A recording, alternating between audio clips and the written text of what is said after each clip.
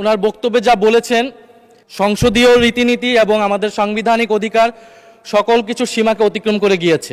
একজন সংসদ সদস্যের বক্তব্যকে ঘিরে যেই অনাকাঙ্ক্ষিত পরিবেশ এবং বিশৃঙ্খল পরিস্থিতি এখানে তৈরি হলো, যদিও আপনি তার বক্তব্যের সেই অংশটুকুকে এক্সপান্স করেছেন, এই জন্য আপনাকে ধন্যবাদ জানাই। কিন্তু এই বিষয়ে আমাদের বক্তব্য আছে। আপনার কাছে অনুরোধ যে আমাকে 2 মিনিট সুযোগ দেওয়ার জন্য।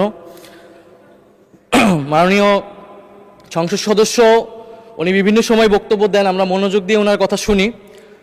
ওনার বক্তব্যে সূক্ষ্ম রসবোধ, ইতিহাস চেতনা সবকিছুই আমরা গভীরভাবে। মাননীয় সদস্য, আপনি কি কথা বলতে চাচ্ছেন? জি মাননীয় স্পিকার। আচ্ছা, অসংখ্য ধন্যবাদ। ওনাকে 2 মিনিটের জন্য দেয়া হোক প্লিজ। কিন্তু মাননীয় স্পিকার, আজকে উনি ওনার বক্তব্যে যা বলেছেন, সংসদীয় রীতিনীতি এবং আমাদের সাংবিধানিক অধিকার সকল কিছু সীমাকে অতিক্রম করে গিয়েছে। উনি ওনার বক্তব্যে প্রথমত সংসদের বিরোধী দলীয় উপনেতা ওনার স্ত্রীকে নিয়ে উনি কটাক্ষ করেছেন। মাননীয় স্পিকার, ওনার সাথে ওনার ব্যক্তিগত সম্পর্ক থাকতে পারে, ব্যক্তিগত ইতিহাস থাকতে পারে, কিন্তু সেটাকে সংসদে এনে যেভাবে কটাক্ষ করা হলো মাননীয় স্পিকার, এটা অমার্জনীয় অপরাধ বলে আমরা মনে করছি।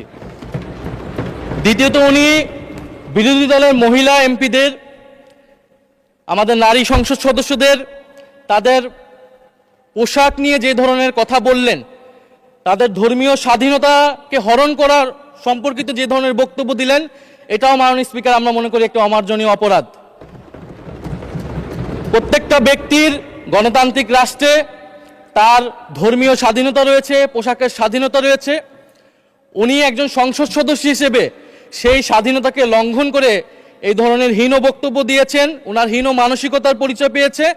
এবং আমরা মনে করি উনি ওনার বক্তব্যে একটি বর্ণবাদী আচরণ মাননীয় স্পিকার বহিঃপ্রকাশ পেয়েছে ওনার বক্তব্যের মাধ্যমে দিয়ে। ফলে আমরা আশা করব ভবিষ্যতে এই ধরনের বক্তব্য আমরা কোনো সংসদ সদস্যের কাছ থেকে যাতে এই ধরনের বক্তব্য মহান এই জাতীয় সংসদে আর উচ্চারিত না হয়। মাননীয় স্পিকার, আপনাকে ধন্যবাদ। ধন্যবাদ মাননীয় সদস্য। আপনি সর্বশেষ যে কথাটা বললেন সেটা আমিই বলেছি, এবং ওনার ওই অংশটুকু সংসদীয় রীতিনীতির বাইরে যে কথাবার্তা হয়েছে সেগুলো এক্সপান্স করার নির্দেশনা দেওয়া হয়েছে ইতিমধ্যে, এবং আমি একটা রুলিংও দিয়েছি towards all the rights honourable members. সংসদে বসে আমরা কারো ব্যক্তিগত স্বাধীনতা নিয়ে কথা বলবো না, আমাদের ডিগনিটি আমরা রাখবো। অসংখ্য ধন্যবাদ মাননীয় চিফ হুইপ। মাননীয় সদস্য, আপনার পয়েন্ট অফ অর্ডারের স্লিপটি আমি পেয়েছি।